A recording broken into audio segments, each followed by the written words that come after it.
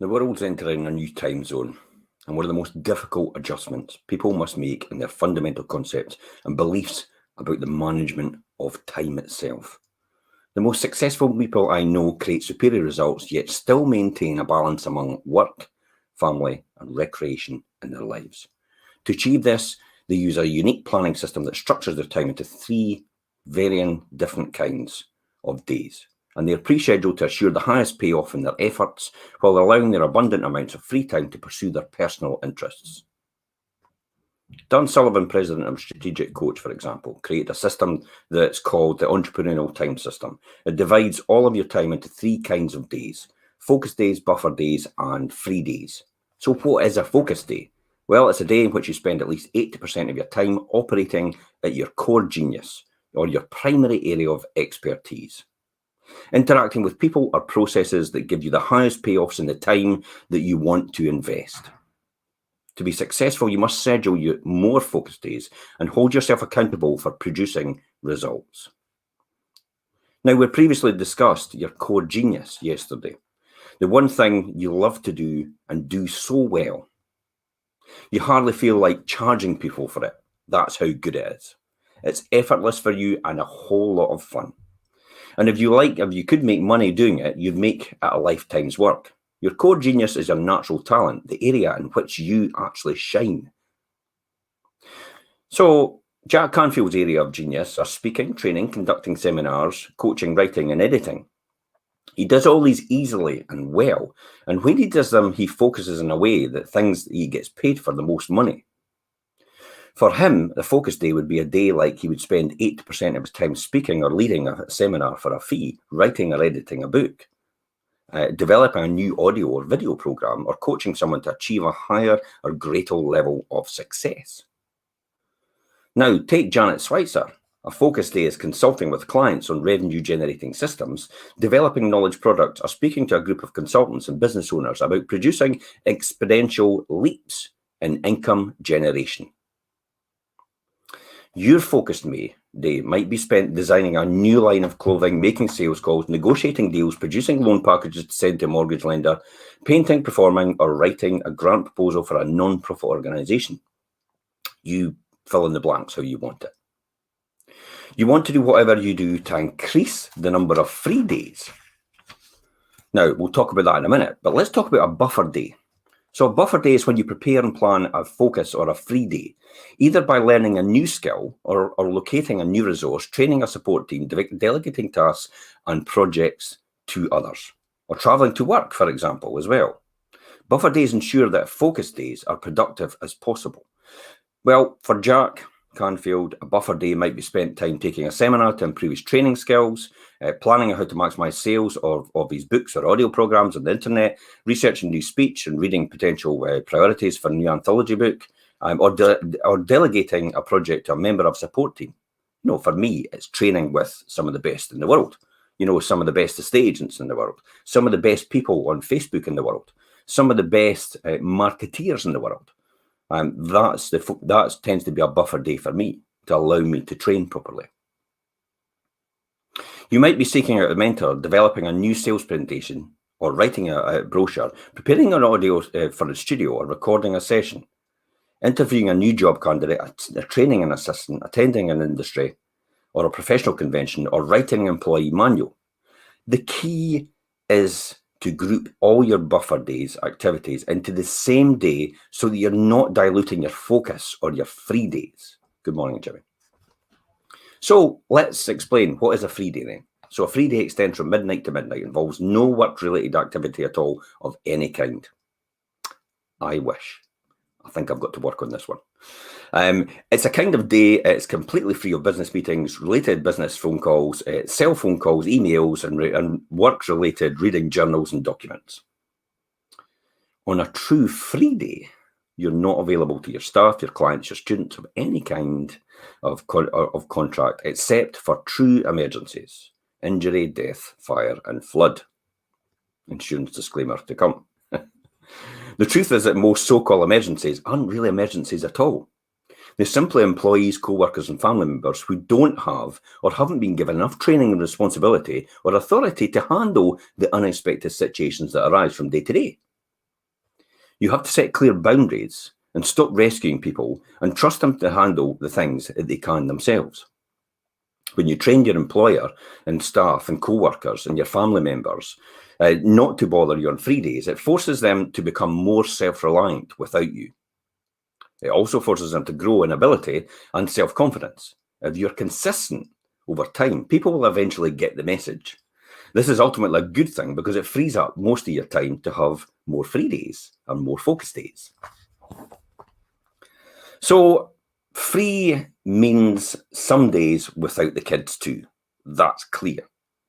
The question often arises about what you do with your children. For most of the part, you need to take some time away with your children on a regular basis. If you can't afford a babysitter, ask a trusted relative to take them. We've used both aunt and uncles and nieces before, and friends and family, mums and dads, and if they're unwilling or if they're unavailable or unwilling, trade with other parents. You take the little ones for a weekend, and I'll take your little ones for a different weekend. And don't make the mistake of calling every hour to see how they're doing. Let it go. Trust they'll take care of themselves, and they're in charge. Remember, free days help you work smarter and harder overall. The value of regular free days is that you come back to your work refreshed and ready to tackle it with a renewed vigor, enthusiasm, and also creativity in the whole process.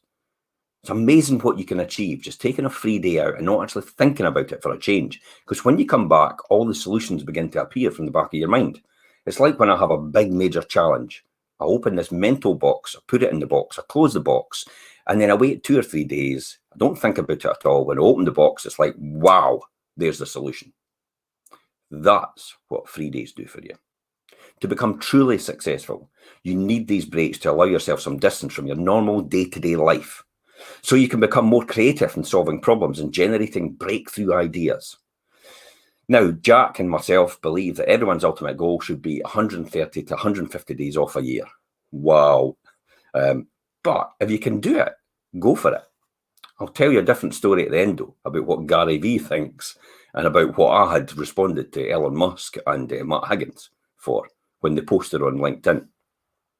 If you took every weekend off, doing no matter what you do, you would instantly enjoy 104 vacation days. And if you found another 48 days from the form of the long weekends, holiday weeks, 2 weeks vacations, and other opportunities, you could easily enjoy 153 days to rest and rejuvenate, with no laptops, no emails, no documents, no contract for your staff, no co-workers, and no loss.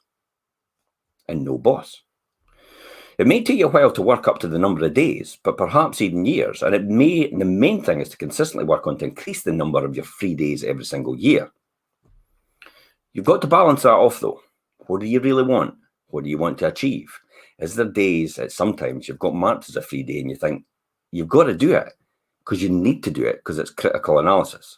If you've ever done a critical analysis theory, you'll understand that some things have to be done there and then, regardless of the circumstances. Even though you have a free day planned, sometimes you have to put that 3 day aside in order to move on for success for the future.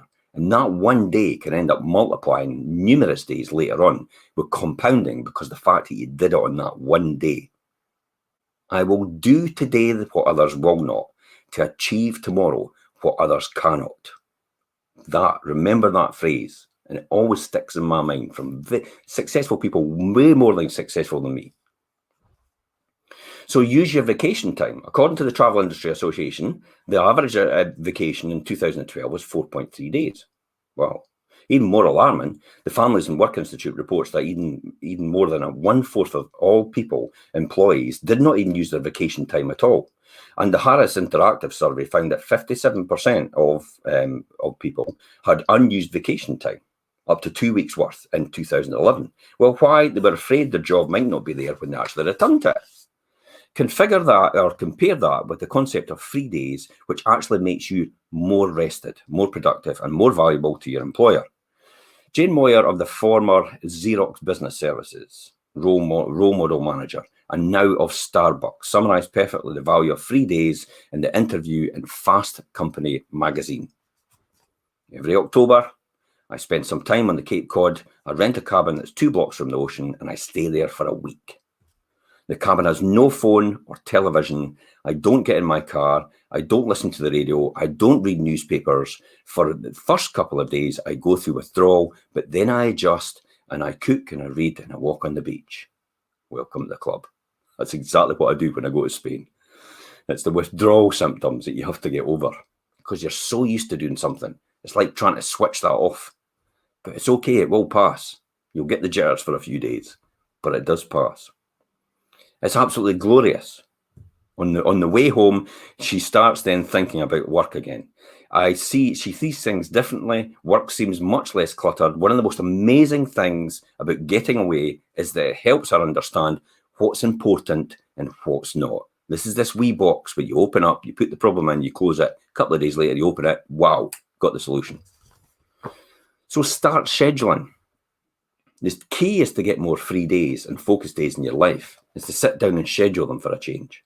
By jotting down how many focus days and buffer days and free days you spend every month right now, you can work to increase the number of focus days and the true 24-hour free days on your calendar and reduce the number of buffer days. With this kind of scheduling, you'll find yourself creating greater and better results at work, enjoying more fulfillment in your personal life, and experiencing more balance between the two themselves. So here are some other steps you might want to take to begin implementing the entrepreneurial time system. List the 3 best focus days you've ever had. Write down any common elements.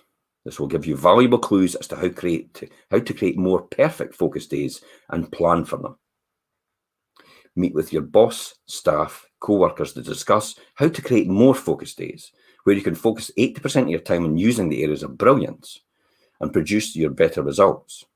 Meet with your friends and family and discuss how to create more true free days in your life. Schedule at least 4 vacations that they can give long. I'm talking about 4 vacations as in not 2 weeks and 3 weeks and 5 weeks and 6 weeks all the time. Schedule these 4 vacations. They can be long weekends or longer for the next year. These can be as simple as a weekend camping, a weekend in a major city and seeing the sights, a trip to a wine country, a weekend at the shore, at the beach, or the fishing trip, or weekends with friends and families nearby state. Or it can include the dream of a lifetime vacation you've always wanted to Australia, to Tuscany, to wherever it is you want to go. List the 3 best free days you've ever had and look at the common elements in these free days. Schedule more of these elements in your planning for free days in the future. As our world gets more complicated and more pressured, you have to remember you will always be increasing more conscious and intentional to structure your time in the ways you think will take full advantage of your talents and maximizes results in your income. So start now to control your time in your life. Remember, you are in charge. Now, one of the things that I would say, classic example of this, is Gary Vee talks about it, Mark Higgins talks about it, Elon Musk talks about it. If you want to be successful at anything you want to do, you have to go and you have to focus and you have to be inconvenienced most of the time in order to succeed, because your temporary inconvenience will mean that you can be permanently lazy in the future. And I'll see